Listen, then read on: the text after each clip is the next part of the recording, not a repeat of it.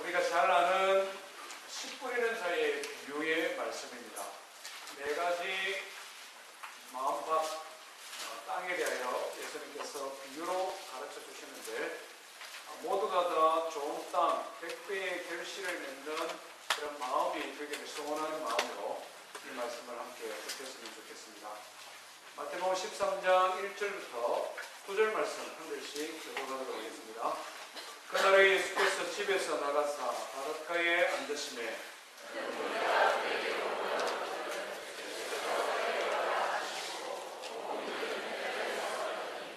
예수께서 비유로 여러 가지를 그들에게 말씀하여 이르시되 씨를 뿌리는 자가 뿌리러 나가서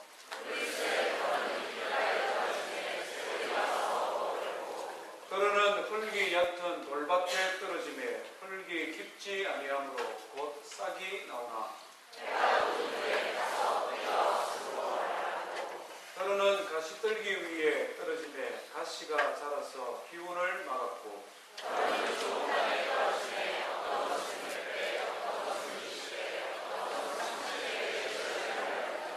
같이 있습니다. 귀 있는 자는 들으라 하시니라. 아멘. 우리 사람의 마음밭도 네 가지 정도 있는 마음이 있는 것 같습니다. 예수님께서는 이것을 비유로 말씀을 드렸는데요. 첫 번째는 보니까 길가와 같은 마음이 있다 이렇게 기록을 합니다. 4절에 보니 꿀새 들으는 길가에 떨어짐에 길가와 같은 마음이죠. 농부가 씨앗을 뿌리면서 일부러 길가에 뿌리지는 않을 것입니다. 여기서 말을 하는 길은 지금 밖에 보이는 차들이 다니는 저런 대로 이런 것을 말하는 것이 아니라 길과 밭과 밭 사이에 난 길, 우리 시골에서 자라신 성도님들은 익히 이해하시리라고 생각됩니다. 밭과 밭 사이에 사람들이 다니고 짐승이 다니고 때로는 짐을 실은 수레가 다니다 보니 밭의 일부분인데 그것이 딱딱해져서 마치 길처럼 되어버린 것, 그것이 길가라고 할 수 있을 것입니다. 밭은 밭이지만 딱딱해져 버렸기 때문에 거기에 씨앗이 뿌려졌으나 뿌리를 내리지는 못하는 것입니다. 그냥 뜨거운 때앞길 아래 타버리든지 아니면 씨앗 뿌리는 모습을 유심히 지켜보던 참새, 배고픈 참새들이 그 씨앗을 물고 가버리는, 그래서 결국 열매를 맺지 못하는 것이 길가다 하는 것입니다. 예수님께서는 이런 길가와 같이 딱딱해져 버린 마음이 있음을 우리에게 말씀해 줍니다. 19절 말씀 한번 보시겠습니다. 19절부터는 이 비유의 말씀을 예수님께서 친히 해석해 주신 부분입니다. 길가와 같은 마음은 어떤 마음이냐? 우리 한번 같이 읽어볼까요? 시작! 아무나 천국 말씀을 듣고 깨닫지 못할 때는 악한 자가 와서 그 마음에 뿌려진 것을 빼앗나니 이는 곧 길가에 뿌려진 자요. 여기 보니까 천국 말씀을 듣고 뭐하지 못하는 사람? 깨닫지 못하는 사람. 하나님의 말씀을 듣기는 들으나 깨닫지 못한다는 것입니다. 하나님의 말씀으로 여기지도 아니하고 그것을 진리로 여기지 아니하는 사람의 마음, 그것을 길가다 이렇게 표현할 수 있습니다. 기본적으로 예수님을 믿지 않는 사람들, 그 마음이 길가와 같다라고 할 수 있겠습니다. 그 사람들이 악하다, 선하다 이전에 하나님의 말씀으로 여기지 아니하니 그들의 마음이 딱딱한 길가와 같다는 것입니다. 그런데 안타까운 것은 예수 믿는 우리도 길가와 같은 마음을 가진 분들이 간혹 있을 수 있다는 것입니다. 우리가 주일날 이렇게 모여서 예배를 한다는 것은 기본적으로 하나님을 믿는다는 것이고 우리의 구원자 되신 예수 그리스도를 구주로 영접한다는 것이고 하나님은 우리에게 주신 성경이 진리다라는 것을 믿습니다. 이것을 가정하지요. 전제합니다. 그럼에도 불구하고 함께 예배하는 성도들의 마음이 길가와 같이 딱딱하여져서 하나님의 말씀이 뿌려지나 결실하지 못하는 경우가 있을 수 있다는 것입니다. 어떤 경우에 성도의 마음이 딱딱해지겠습니까? 여러 가지 이유가 있겠습니다만 예수님이 하셨던 말씀을 중심으로 살펴보면 길가에 앉아 있는 것, 이것이 문제입니다. 길가에 있다는 것. 길가에 있다는 것은 무엇을 우리에게 이렇게 연상을 시켜줍니까? 사람이 길가에 있다는 것은 다른 말로 하면 많은 사람들을 만날 가능성이 있는 거죠. 길가에 있다는 것은 오는 사람, 가는 사람, 많은 사람, 다양한 사람을 만나는 사람과의 만남을 연상하게 됩니다. 뿐만 아니라 그들이 하는 말, 그들이 하는 소리, 주장에 영향을 받는 것을 연상할 수가 있습니다. 그렇지 않습니까? 우리 성도들이 하나님의 말씀을 배우고 듣는 것은 대부분의 성도님들이 일주일에 한 번입니다. 그렇지 않습니까? 그런데 세상에서 길가에서 만나는 사람들의 소리는 매일 듣습니다. 몇 시간 듣습니다. 특별히 사람들의 소리에 민감한 사람, 예민하게 영향을 받고 행동하는 사람들은 우려진 하나님의 말씀이 결실하지 못할 가능성이 많습니다. 우리의 마음, 우리의 생각에 영향을 끼치는 세상의 소리들은 어떤 게 있습니까? 많은 것들이 있지만 한 세 가지만 한번 생각해 보면 첫 번째는 뭐냐면 이런 주장입니다. 죽으면 끝이다. 죽으면 끝이다.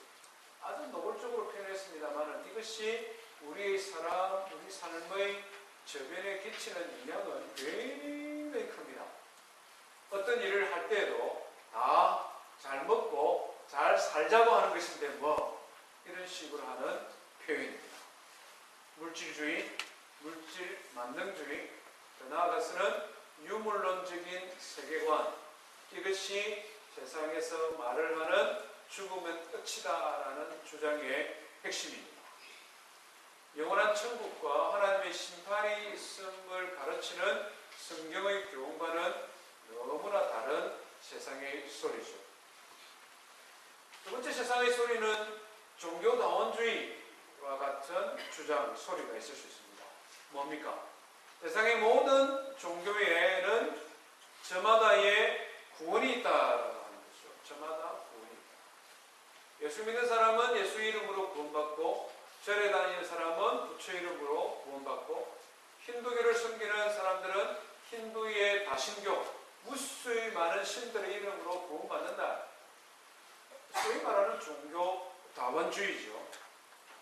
이건 역시 하나님의 말씀의 가르침과는 너무나 다른 소리입니다. 그렇지 않습니까? 우리는 오직 유일하신 구원자 예수 그리스도를 믿음으로 구원받는다라고 주일날 말씀으로 배우는데, 세상의 소리는 무슨 소리 하냐? 너희들 왜 그렇게 편협하냐? 왜 그렇게 독선적이냐? 예수 믿는 사람들은 예수 믿고, 절에 다니는 사람은 부처를 믿고, 힌두교 믿는 사람들은 그들 신 섬기고, 알라인들은 알라, 무슬림들은 알라 섬기면 다 좋은 거지. 이렇게 가르치는 세상의 소리입니다.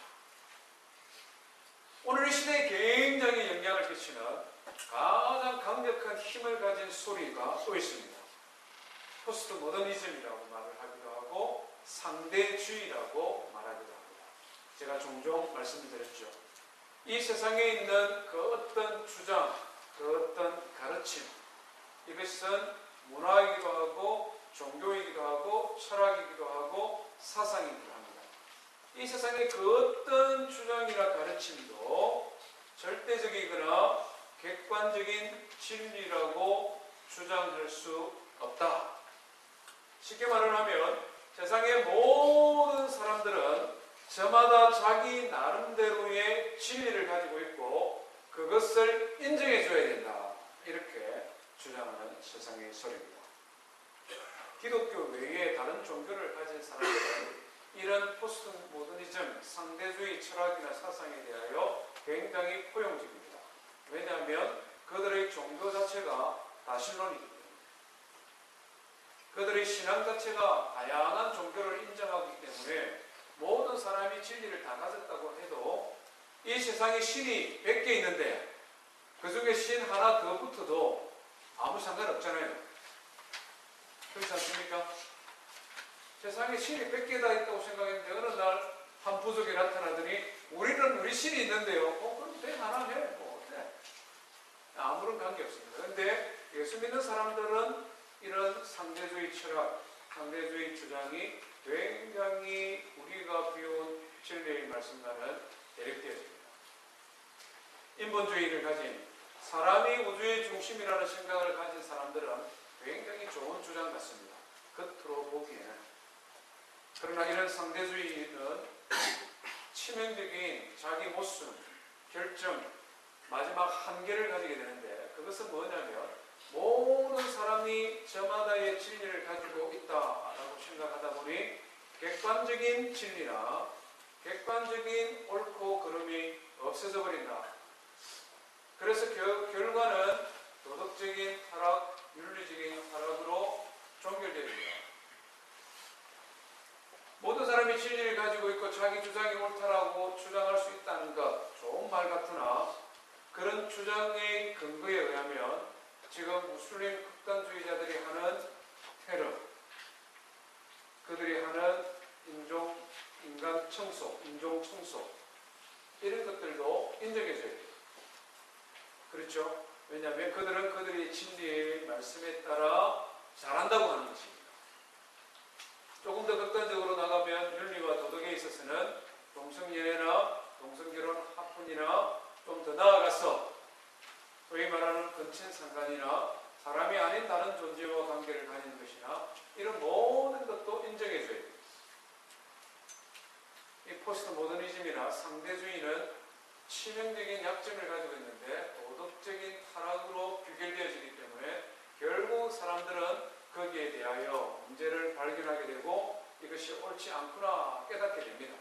그런데 깨닫게 되는 과정이 그 과정이 너무 힘들고 어렵다.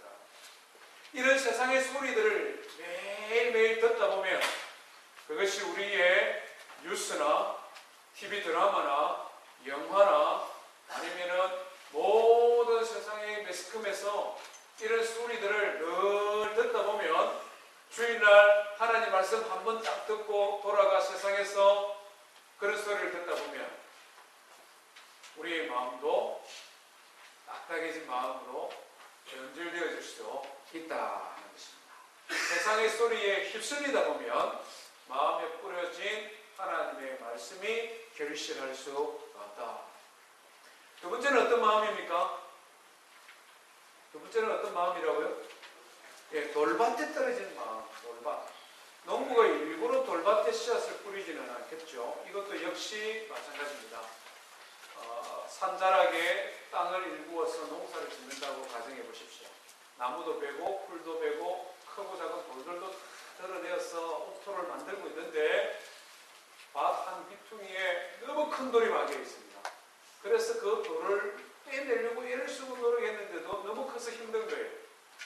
그러니까 돌이 밖으로 드러난 것은 할 수 없고 땅에 박혀있는 돌의 뿌리 그게 넓게 자리 잡고 있는데 하는 수 없이 그 위에는 그냥 흙을 덮어서 그냥 눈에 보이지 않게 만드는 밭입니다. 흙이 있다 보니 씨앗이 떨어지면 싹이 나고 줄기가 나고 커가기는 시작하는데 햇빛이 쬐이면 흙이 깊지 않으니 거기가 제일 먼저 영향을 받게 되는 것이죠. 그래서 타버립니다. 말라버립니다. 결국 결실하지 못한다. 사람의 마음이 돌밭과 같은 마음이 있을 수 있다. 어떤 마음이 돌밭 같은 마음입니까? 예수님께서 친히 말씀하셨죠. 20절, 21절 한번 읽어보겠습니다. 돌밭에 뿌려졌다는 것은 말씀을 듣고 즉시 기쁨으로 받되 그 속에 뿌리가 없어 잠시 견디다가 말씀으로 말미암아 환난이나 박해가 일어날 때에는 곧 넘어지는 자요. 돌밭 같은 마음을 우리가 많은 걸 상상할 수 있지만 예수님께서 우리에게 가르쳐주는 돌밭은 너무 선명합니다. 말씀의 뿌리가 흙이 있어서 뿌리를 내리고 자라지만 성경의 말씀 보니까 그 말씀으로 인한 핍박 때문에, 환난 때문에 넘어지는 것. 이것이 돌밭과 같은 마음입니다. 말씀을 받을 때 기쁨으로 받는다. 그것에서 우리가 연상되어지는 생각이 있죠. 이런 것입니다. 처음 말씀을 받을 때 정말 좋은 말씀, 너무 은혜로운 말씀. 어떻게 목사님은 그렇게 하나님 말씀을 잘 전하실까? 내가 지금까지 본 목사님 중에서 전 목사님 설교 제일 잘하시는 것 같아요.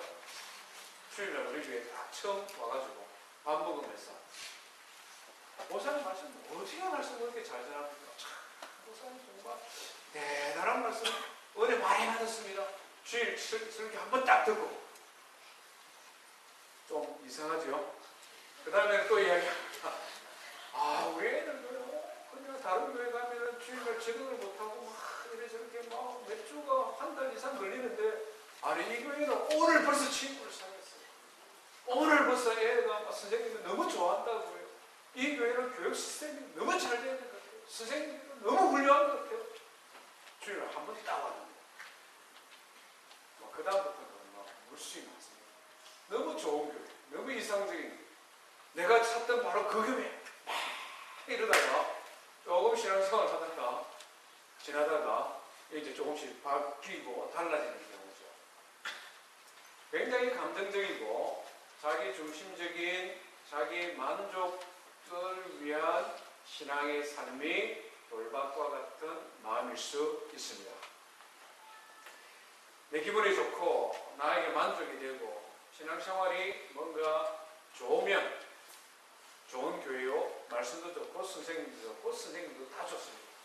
그런데 신앙생활이 어떻게 그렇습니까? 교회가 항상 그럴 수 없지 않습니까? 인사해도 안 받아주는 그 같은 사람도 한두 사람 보이기 시작하고, 목장 모임에 갔더니 좀 내하고 스타일이 안 맞는, 좀 성격 차이를 느끼는 그런 사람들도 한두 명 보이기 시작합니다. 그러는 와중에 또 크고 작은 개인적이거나 가정적이거나 자녀들에게 어려움이 있게 되면 신앙생활이 달라지는 것입니다. 틀어지는 것입니다. 말씀이 주는 은혜는 누리고 그것은 즐기고 싶지만 그 말씀에 근거를 두고 뿌리를 내리고 그 말씀을 통하여 시련을, 위기를 극복해가고자 하는 마음은 없는 상태. 말씀의 은혜는 누리고 즐기지만 말씀에 자기 자신을 투자하기는 원하지 않는 상태. 돌밭에 뿌려진 것 같은 마음이다. 세 번째는 가시떨기와 같은 마음이 있다라고 예수님은 말씀해 주십니다. 가시떨기 같은 마음. 이건 역시 마찬가지죠. 농부가 가시밭 위에 씨앗을 뿌리지는 않습니다. 가시를 다 걷어내죠. 억새풀을 다 걷어냅니다. 그래서 볼 때는 없는 것 같습니다. 그렇지만 땅 밑에 보면 아직 그 뿌리가 남아있어서 비료도 주고 물도 주고 씨앗을 뿌렸을 때에 씨앗이 자라는 것과 동시에 아직 남아있는 그 가시의 뿌리가 땅을 뚫고 올라와 같이 자라는 상태. 가시떨기와 같은 마음입니다.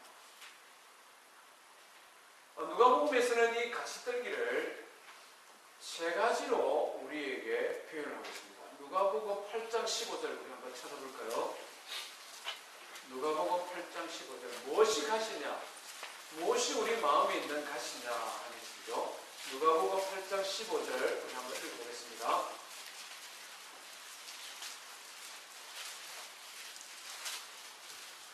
누가복음 8장 15절이 아니고요.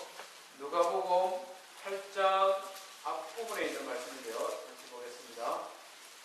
8절 말씀, 7절 말씀 한번 같이 읽겠습니다. 7절입니다. 시작. 들으는 가시떨기 속에 떨어짐에 가시가 함께 자라서 기운을 막고, 복음과 가시가 같이 자랐는데 기운을 막았다고 했습니다. 14절 한번 읽어봅니다. 시작. 가시떨기에 떨어졌다는 것은 말씀을 들은 자이나 지내는 중 일생의 염려와 재물과 향락에 기운이 막혀 결실하지 못하는 자요. 말씀이 결실하지 못하도록 막는 가시가 있는데 세 가지죠, 그죠? 일생의 염려와 재물과 향락. 믿는 자들의 마음에 이런 요소들이 있다는 것입니다. 가시도 잘 자라고 씨앗도 잘 자란다는 말은 다른 말로 하면 흙은 굉장히 좋다는 것입니다. 굉장히 비옥하다는 것입니다. 우리 마음이 영적으로 성장하고 결실할 가능성, 아주 신실한 신앙인으로 자랄 가능성이 굉장히 많습니다. 그런데 문제는 뭐냐면 가시와 복음이 동시에 자라는데 자라는 속도와 힘이 가시가 더 세다는 것입니다. 예수 그리스도의 인격을 닮아 신실한 믿음의 사람으로 자라는 속도보다 내 마음에서 자라고 있는 욕심이죠, 그죠? 내 마음에서 있는 재물과 향락과 일생의 염려, 이런 것들이 더 강해서 자라올라오고 있는 신앙을 눌러버려 죽여버리는 것이죠. 세상을 너무나 사랑하는 것, 하나님도 사랑하고 세상도 사랑하고 두 가지 토끼를 다 잡고 싶은데 그래서 애를 쓰는데 아쉬운 것은 하나님에 대한 사랑이 자라는 것보다 향락과 재물과 염려가 자라는 속도가 더 커서 결국은 이 사랑을 덮어버리는 것입니다. 이런 마음이 가시떨기와 같은 마음이다. 네 번째는 어떤 마음입니까? 좋은 땅, 좋은 마음이죠. 8절 말씀해 보니까 들으는 좋은 땅에 떨어짐에 어떤 것은 100배, 어떤 것은 60배, 어떤 것은 30배의 결실을 하였느니라. 좋은 땅, 비옥한 땅, 그름지고 물도 수분도 적절해서 뿌려진 씨앗이 싹이 나고 햇빛을 받아서 광합성을 잘하고 가뭄도 홍수도 사나운 바람도 불지만 끝까지 견디고 인내하고 그렇게 해서 100배의 결실을 맺는 좋은 땅도 있다 하는 것입니다. 말하는 것은 우리 열푸른 교회 모든 성도님들은 좋은 땅, 좋은 마음에서 100배의 결실하는 성도가 되기를 주의 이름으로 축원드립니다. 우리 성도님들은 어떤 마음인 것 같습니까? 네 가지 마음 말씀드리는데 어떤 마음이 여러분들의 마음의 주류를 이루는 것 같습니까? 예수님께서 이 말씀을 비유로 우리에게 가르쳐 주실 때에는 사람의 마음이 타고날 때부터 태어날 때부터 어떤 사람은 길가, 어떤 사람은 돌밭, 어떤 사람은 가시떨기, 어떤 사람은 좋은 땅, 나누어 있는 것이 아니라는 것을 우리에게 보여줍니다. 사람의 마음밭에 이 네 가지 요소가 다 들어있는 것이죠.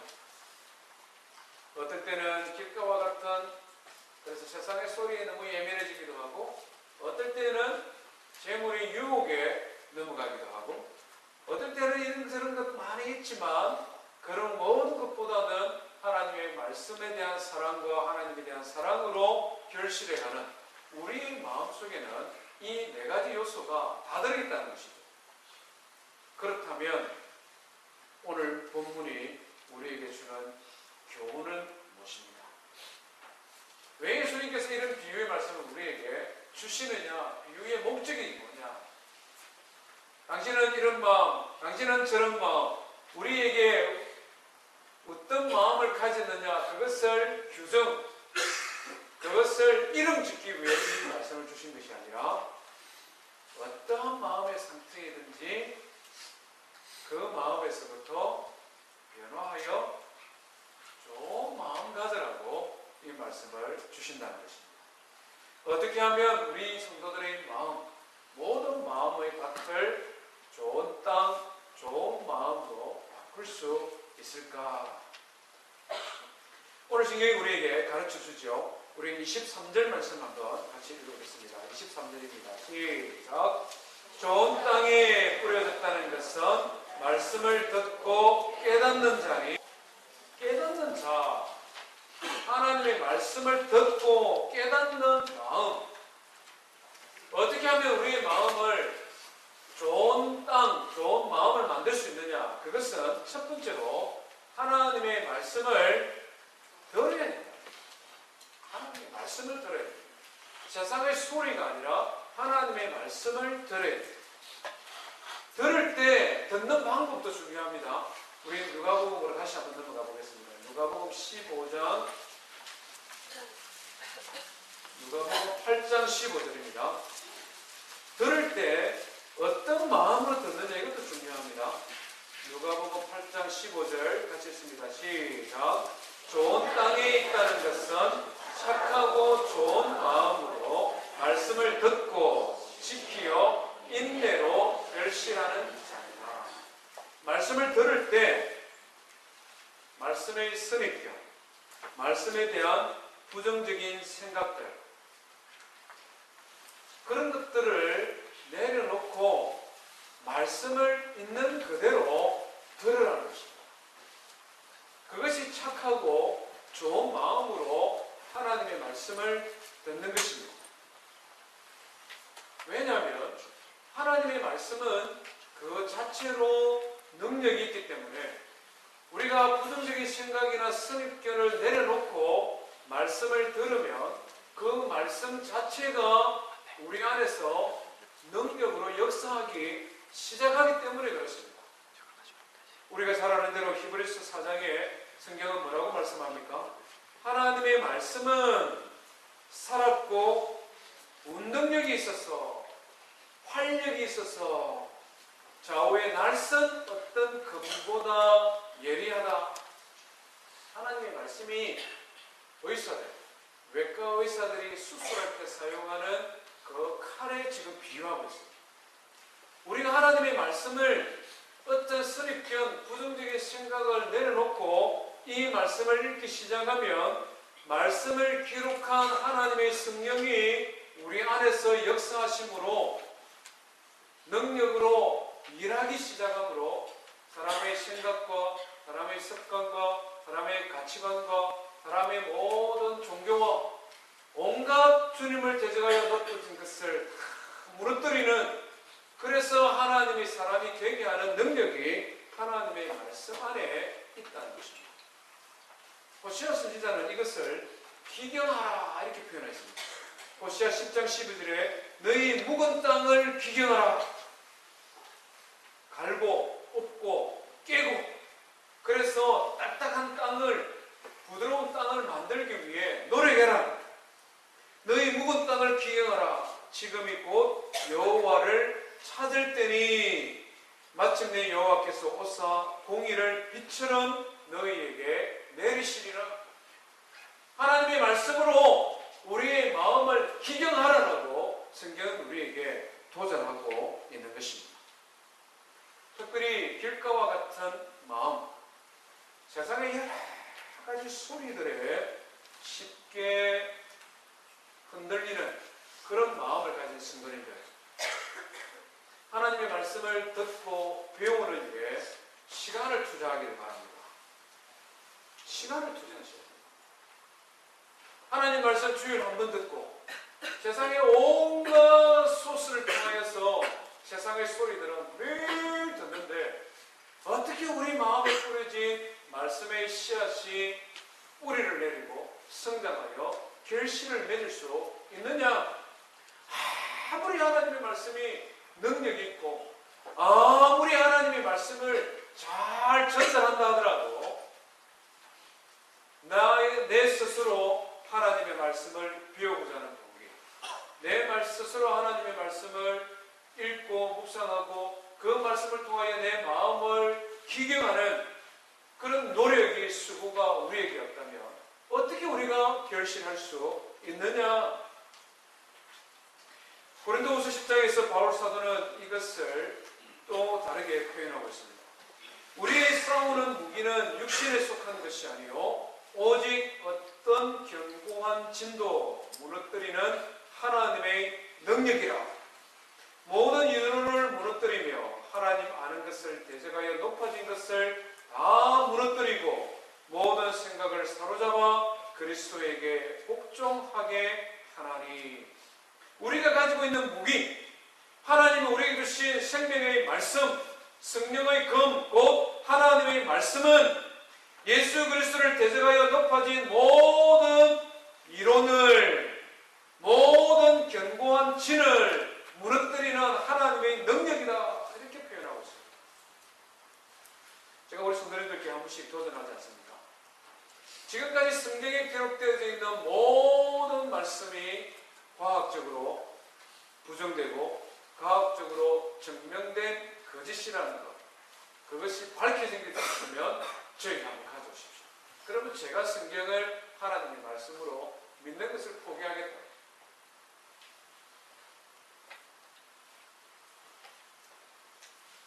그런 거 많은데, 이렇게 생각하시는 분들 간혹 계십니까?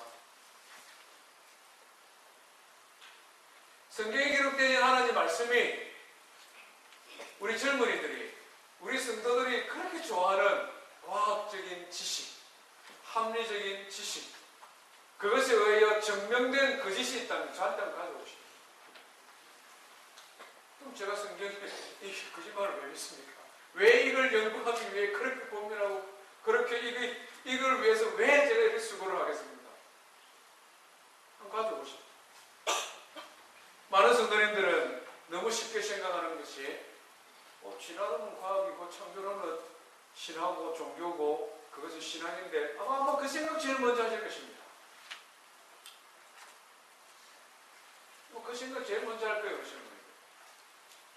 그러나 분명한 지금 현재 과학의 발달, 지금 현재 과학적 지식이 우리에게 가르쳐주는 실제 사실은 뭐냐? 창조론은 증명 불가능하기 때문에 참 어렵습니다. 그러나 진화론은 증명 가능한 거짓말이라는 거죠. 이것이 과학적 사실이에요. 그것을 배우기 위해 시간을 투자해보라는 거예요. 정말 그렇게 좋아하는 이 주님을 대적하여 높아진 모든 이론과 모든 철학과 견고한 진과 같은 세상의 소리가 진짜 증명해진 과학적 사실이냐, 그것을 점검하는 일에 시간을 투자해보라.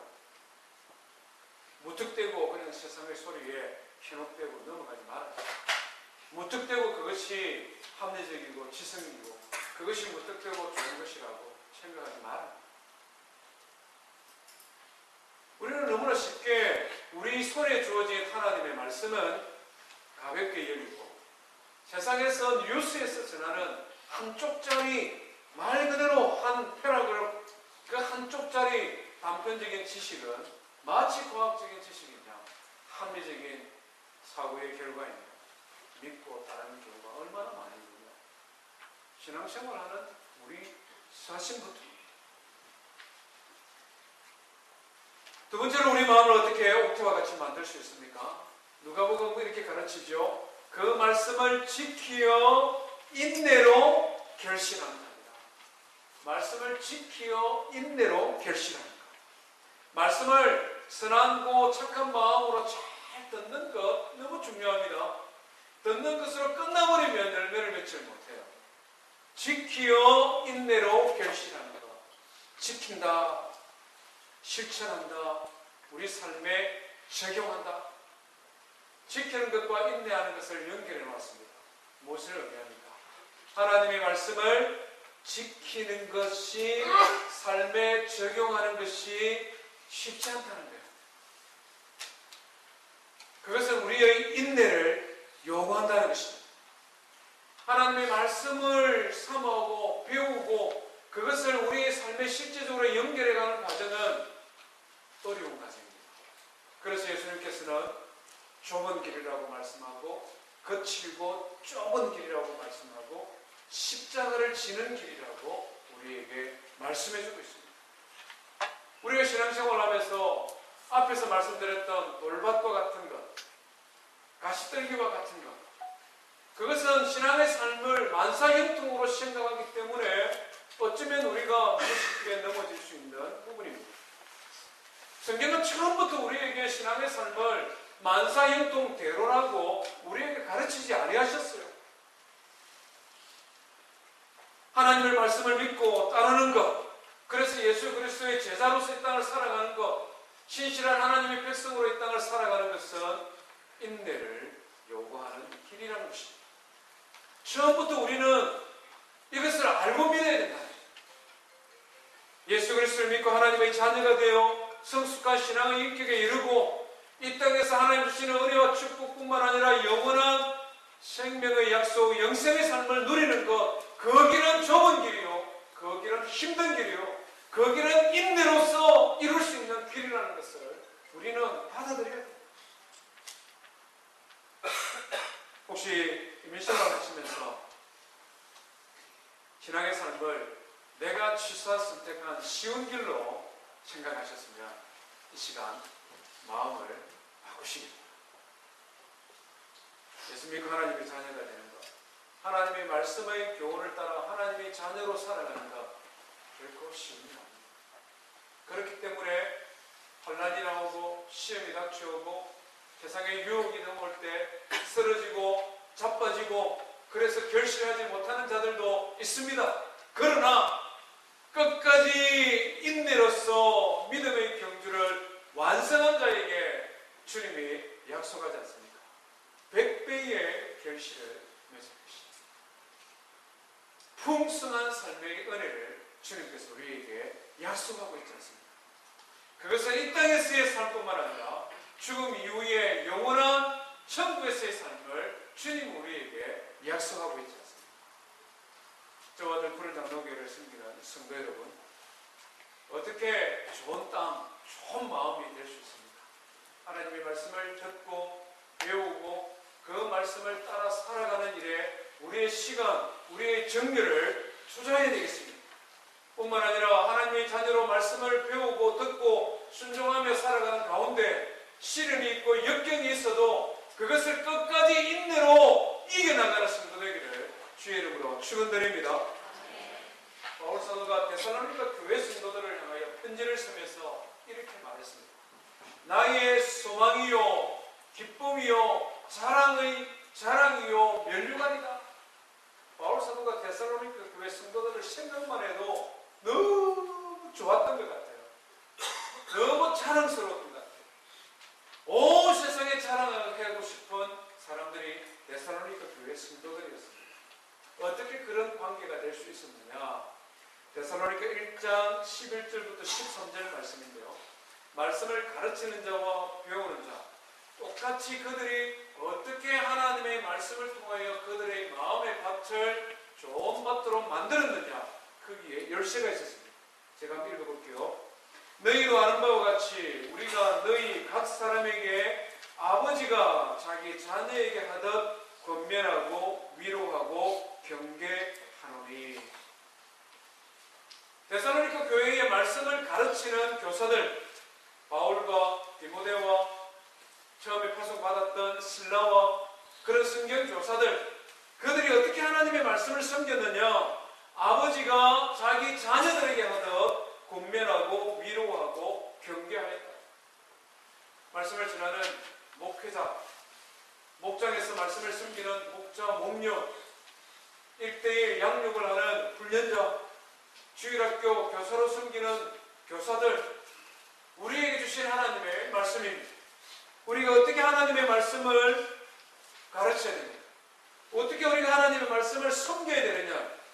아버지가 자기 자녀에게 하듯 그 마음의 사랑이 동기가 되어 끊임없이 그들을 살피고 그들의 필요를 채우고, 그래서 그 말씀이 그들의 삶에 적용되어지도록 최선의 수고를 다하는 것, 아버지, 어머니의 마음 아닙니까? 우리 대부분의 부모님들인데요, 자녀들이 한마디 말하면 늘 100% 순종하는 그런 자녀 있습니까? 저는 자녀를 많이 키우지는 않았습니다만 절대 그런 자녀 없는 것 같습니다.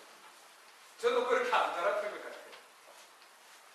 한 번 말하면 제대로 알아듣는 그런 자녀들은 정말 드문 자녀들이에요. 대부분 어떻습니까?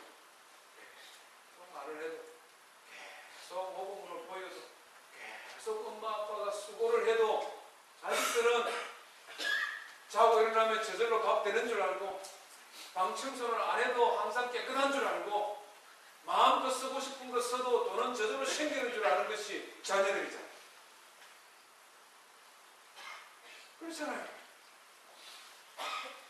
하나님의 말씀을 섬기는 우리 역시 마찬가지라는 것이 자기 자녀에게 하는 사랑으로, 사랑이 마음의 동기가 되어서 그들이 돌밭인지 가시떨기인지 길가인지 그것 생각하고 그것 판단하고, 그래서 이 사람은 이렇고 저 사람은 저렇고 이렇게 핑계대지 말고 다 내 자식과 같은데, 내 아들과 딸과 같은데 그걸 나한테 맡겨줬는데 그 사람이 어떤 상태인지 그거 판단하지 말아라.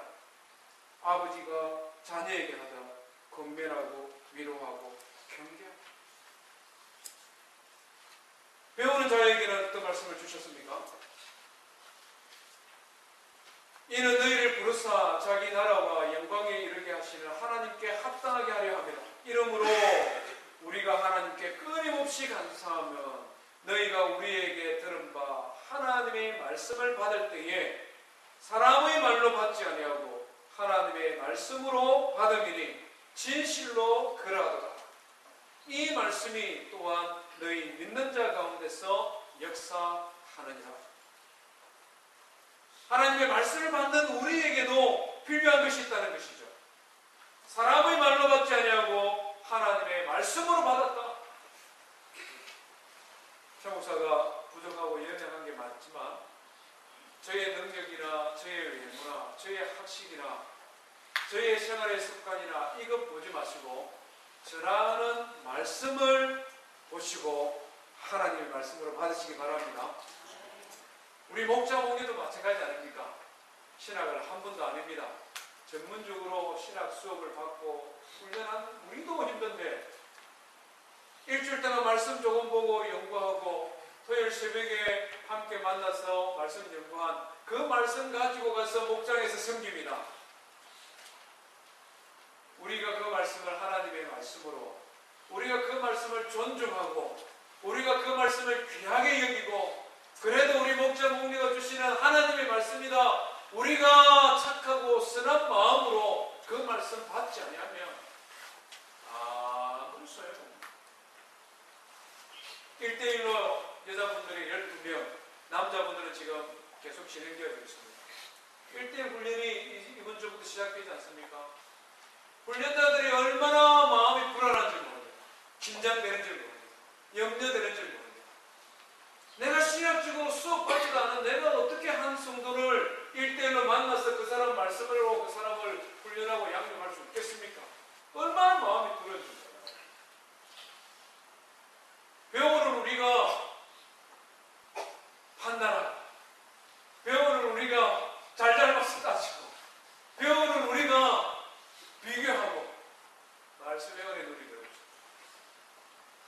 우리를 말씀으로 양육하는 양육자가 결점도 있고 약점도 있고 부족한 점이 많아도 그들이 하나님 앞에 기도하고 그들이 정성으로 준비하여서 내 앞에 앉아 하나님의 말씀을 전할 때 그 사람의 외모는 사라지고 그 사람이 가지고 있는 백그라운드는 사라지고 오직 하나님의 말씀으로 받고 아멘하는 성도되기를 주의 이름으로 축원드립니다. 우리 마음의 옥토와 같은 마음으로 변화되는 월드라는 것입니다. 오늘부터 전반기 제자훈련이 시작되었습니다. 훈련에 참여하는 자나 훈련에 교사로 봉사하는 자나 우리 모든 성도 한 사람 한 사람이 그 마음의 옥토와 같이 되어서 100배의 결실하기를 주의 이름으로 축원드립니다. 우리 말씀 기회가 함께 하는